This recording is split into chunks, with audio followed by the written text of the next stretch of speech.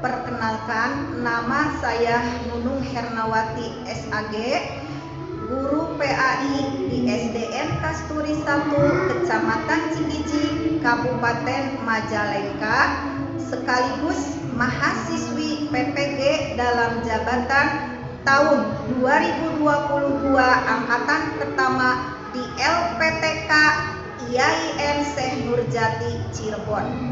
Pada hari ini, Senin, tanggal 18 Juli 2022, saya akan melaksanakan ujian kinerja secara luring di SDN Kasturi 1, Kecamatan Cikijing, Kabupaten Majalengka. Berikut video ujian kinerja saya. Selamat menyaksikan. Lonceng sekolah telah berbunyi, mari kita baris yang rapi. Lencangkan tangan kita, luruskan barisan. Tegak, gerak, berdiri tegap. Selamat pagi teman-temanku, selamat pagi guruku tersayang. Kami di sini siap belajar dan bermain dengan hati senang.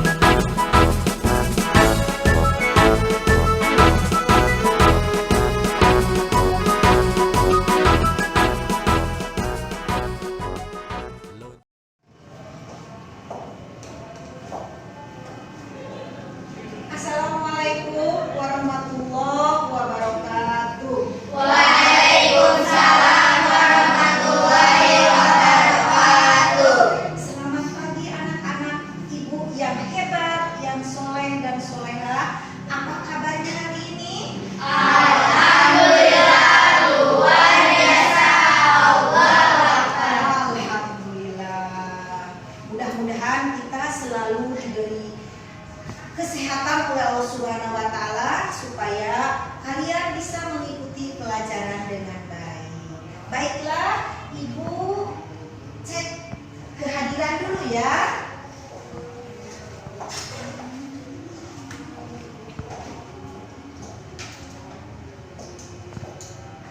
Anak-anak, apakah hari ini hadir semua? Hadir, Bu. Coba Arlopa ada? Aji Sabta Pangrumu, Iqbal Alparizi, Muhammad Fajri, Muhammad Azikra, Nadira Nazwa, Regina Saputri, Sapa Siti Widya Rohma, Salwa Karismatul Hasanah, Salsa Fahira Nur Hikmah. Alhamdulillah, hadir semua ya. Oh iya, tadi siapa yang datang ke kelas ini lebih awal? Salsa ya. Silakan pimpin doa mulai belajar. Bismillahirrahmanirrahim.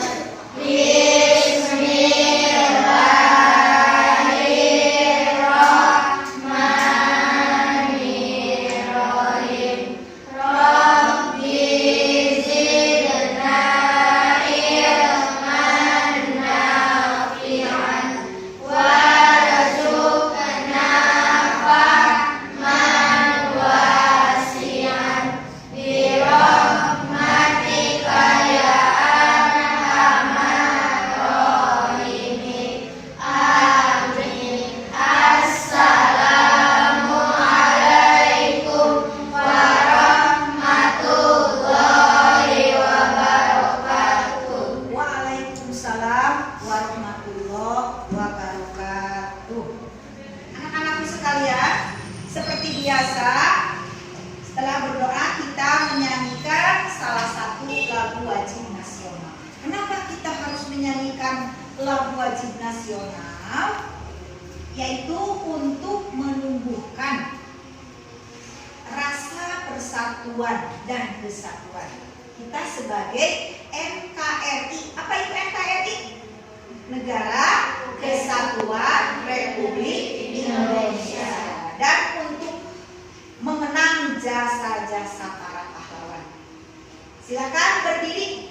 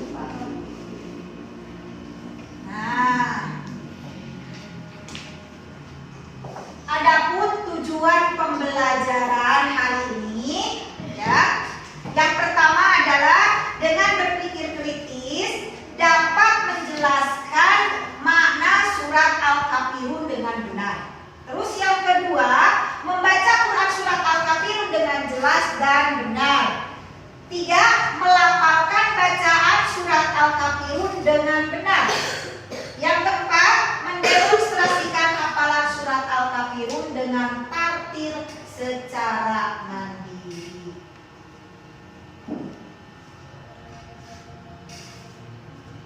Nah, setelah tadi kalian bersama-sama membaca Quran surat Al-Kafirun, ya, Ibu, di sini yang pertama, Quran surat Al-Kafirun itu adalah surat yang ke-109 di dalam Al-Quran. Ya. Terus Al-Kafirun itu artinya adalah orang-orang kafir. Nama surat Al-Kafirun diambil dari ayat pertama yang artinya adalah orang-orang kafir. Surat Al-Kafirun diturunkan sebelum hijrah. Makanya kita sebut dengan golongan surat Makkiyah. Artinya surat Makkiyah itu artinya apa? Diturunkan di kota Mekah, berarti sebelum hijrah. Kalau sesudah hijrah disebut golongan surat apa? Coba. Madaniyah, yaitu diturunkan di kota Madinah. Itu perbedaannya ya. Jadi surat Quran surat Al-Kafirun termasuk surat Al-Makkiyah. Yang kelima, surat Al-Kafirun menjadi pedoman bertoleransi dalam kehidupan sosial beragama untuk saling menghormati dan tidak saling mengganggu dalam menjalankan ibadah masing-masing.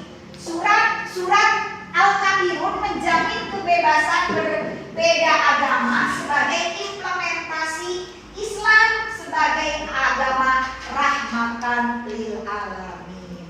Ya, kita ketahui bahwa di negara kita itu terdiri dari beberapa agama. Coba, agama apa aja yang ada di kita di Indonesia? Islam, Kristen, Hindu, Buddha, Aliran kepercayaan. Nah, kita hidup di tengah-tengah yang berbeda-beda agama. Bagaimana sikap kita supaya kita itu bisa hidup berdampingan? Karena kita itu sebagai warga negara Indonesia harus menjaga persatuan dan kesatuan. Makanya di sini diperlukan sifat toleransi. Ada yang tahu toleransi itu apa? Coba ya, apa? Saling menghormati dan saling menghargai. Tidak boleh saling mengganggu, tidak boleh membuat kericuhan. Ya, contohnya misalnya agama lain sedang merayakan hari besarnya, kita itu tidak boleh saling mengganggu. Ya, begitupun dengan acara agama kita. Kita harus menciptakan perdamaian. Karena kenapa? Islam itu adalah agama rahmatan lil alamin. Artinya rahmatan lil alamin itu adalah agama yang mencintai perdamaian, tidak ada permusuhan. Ya, jadi kita harus menjaga persatuan dan kesatuan. Nah, selanjutnya surat Al-Kafirun menegaskan bahwa umat Islam tidak boleh bertoleransi dalam masalah akidah dan ibadah mahdah. Artinya begini, bahwa toleransi itu hanya diberlakukan dalam persatuan dan kesatuan saja. Tapi dalam masalah akidah itu tidak bisa. Misalnya misalnya Nadira dengan Safa. Nadira misalnya beragama Islam, sedangkan Safa beragama Katolik misalnya ya. Contoh ya. Nadira tidak boleh ikut beribadah ke Safa. Itu mah dalam hal akidah tidak boleh dicampur adukan begitu. Begitupun sebaliknya Safa tidak boleh ikut beribadah ke Nadira. Tetapi mereka ini harus saling menghormati antara yang satu dengan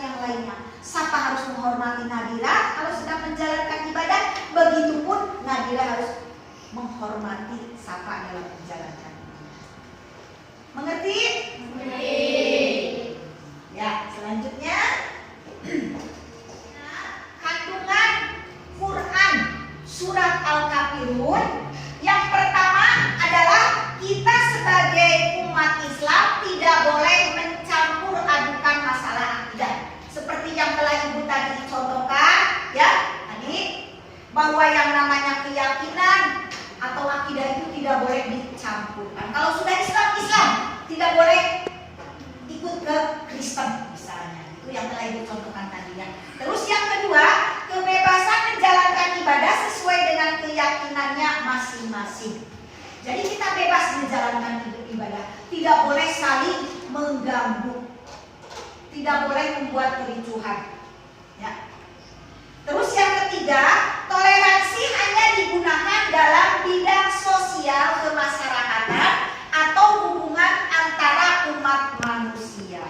Ya, jadi toleransi ini diberlakukan hanya dalam hubungan kemanusiaan aja, sosial. Karena kenapa? Kita itu sebagai makhluk sosial itu saling membutuhkan, tidak bisa berdiri sendiri. Ya, makanya di sini kita harus saling tolong menolong, gotong royong. Ya, tuh. Terus yang keempat, batas-batas toleransi bukan dalam hal akidah dan ibadah. Ya, jadi tidak boleh kalau masalah akidah dan ibadah itu tidak ada toleransi. Ya, itu mah hubungan kita dengan Allah. Ya, tidak boleh dicampur adukan. Selanjutnya,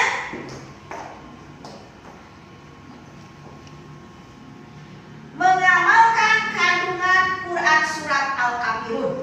Pengamalannya ini ya. Yang pertama, saling menghargai antar pemeluk agama dalam melaksanakan ibadah sesuai dengan keyakinannya masing-masing. Yang kedua, saling menghargai dan menghormati perbedaan yang ada di tengah-tengah masyarakat. Setelah Ibu contohkan tadi ya. Yang ketiga, saling menghargai dan tidak memaksakan keyakinan kepada orang yang telah memeluk agama. Kita tidak bisa memaksakan. Seseorang itu sudah memeluk agama, kita tidak boleh memaksakan kehendak kita untuk ikut ke agama kita, tidak bisa. Itu karena sudah dijamin dalam Undang-Undang Dasar 45 pasal 29 ayat 2 ya, bahwa kebebasan beragama itu adalah hak pribadi. Terus yang selanjutnya, saling menghargai dan setia kawan kepada semua teman tanpa membeda-bedakan agama, suku dan ras. Telah dikatakan juga tadi ya, bahwa di sini kita sebagai warga negara Indonesia harus menjaga, tadi kan persatuan dan kesatuan. Ya.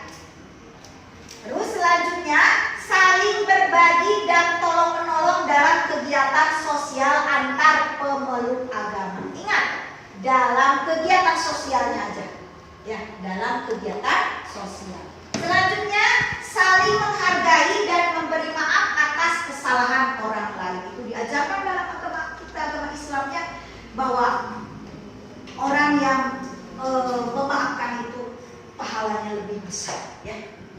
Terus selanjutnya, menumbuhkan semangat gotong royong, bahu membahu. Itu ciri khas warga negara Indonesia itu saling bahu membahu, gotong royong, sesuai dengan Pancasila sila kelima, keadilan sosial bagi seluruh rakyat Indonesia. Selanjutnya, istiqomah dalam akidah dan ibadah Islamnya. Jadi kita harus istiqomah, tetap rutinitas ya, terus istiqomah kita menjalankan agama kita. Nah, baiklah, sekarang kita akan berdiskusi ya.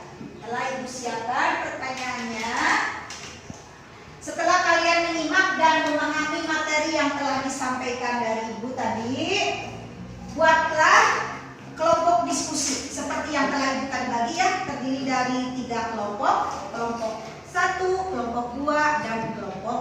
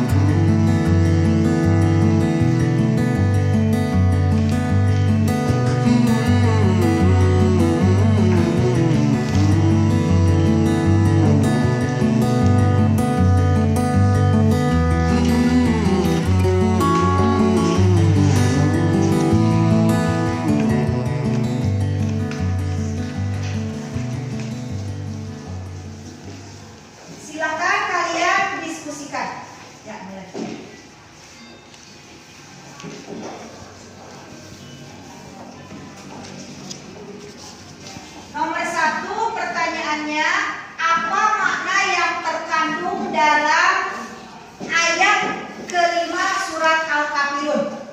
Terus yang kedua pertanyaannya, apa makna yang terkandung dalam surat Al-Kafirun ayat 6? Yang ketiga, apa arti surat Al-Kafirun ayat ketiga? Yang keempat, tuliskan ayat kelima surat Al-Kafirun beserta artinya. Yang terakhir, pesan apa yang terkandung dalam Quran surat Al-Kafirun? Silakan.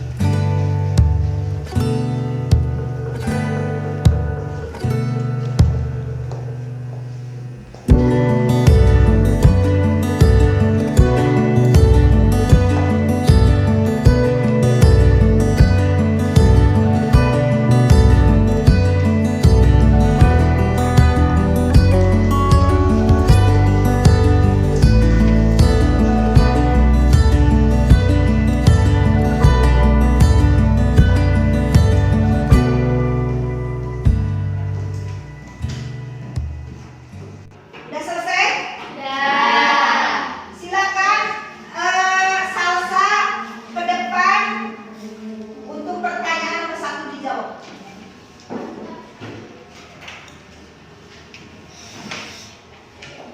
Jawaban nomor 1 adalah kaum kafir tidak akan pernah percaya pada Allah Subhanahu wa taala sebagai satu-satunya Tuhan yang pantas disembah.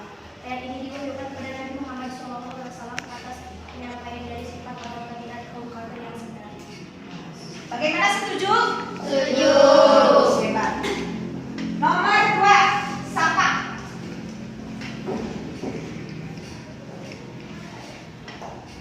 Jawaban yang kedua adalah semua pembangunan dan bukan pemangku. Tidak ada bukan bukan dengan disebut agama lain dalam hal peribadahan kepada Tuhan. Hai orang kafir, untuk agamamu yakni kemusyrikan yang kamu yakini, dan untukku agamaku yang telah Allah pilihkan untuk sehingga aku tidak akan mencari agama lain. Bagaimana? Setuju. Bagus ya jawabannya. Terus selanjutnya nomor 3. Silakan Redina.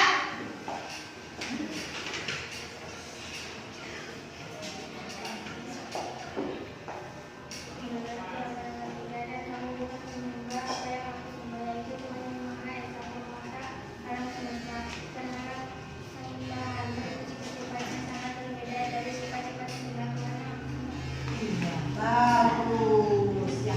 Nomor 4 selanjutnya Alpa. Depan. Nomor 4 soalnya yaitu menulis ayat kelima surat Al-Kafirun. Coba Ibu lihat.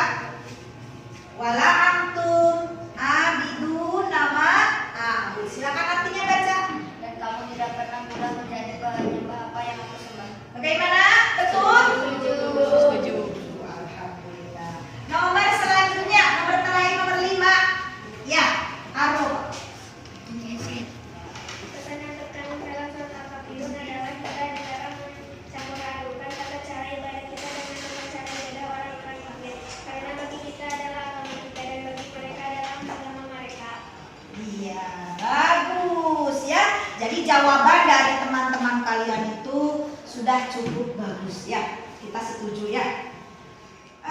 Alhamdulillah anak-anak ya. Kalian telah menyelesaikan diskusi hari ini dengan hasil yang Ibu rasa cukup memuaskan ya. Sekarang Ibu mau bertanya, apakah anak-anak semua telah memahami materi yang telah Ibu sampaikan tadi? Sudah, Bu. Alhamdulillah. Ada pertanyaan mungkin? Tidak. Baik ya, alhamdulillah semoga materi yang telah Ibu sampaikan tadi ada manfaatnya. Ya. Mungkin cukup sekian pelajaran hari ini. Kita tutup dengan bacaan hamdalah.